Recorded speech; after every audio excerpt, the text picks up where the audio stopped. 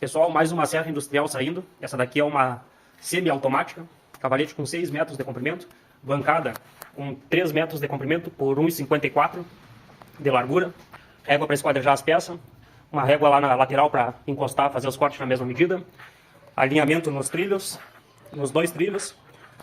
A gente coloca 2 trilhos para não cair caquinha de pedra lá e ficar trancando a rodinha, por isso que são 2 trilhos com alinhamento. Tem regulagem de altura nas patinhas, manopla para tocar a mesa.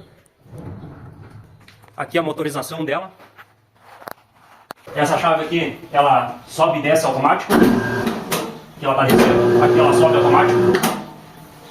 Chave do motor principal.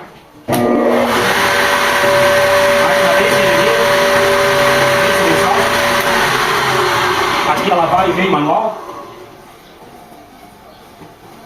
Esse aí é o nosso modelo de serra semi-automático.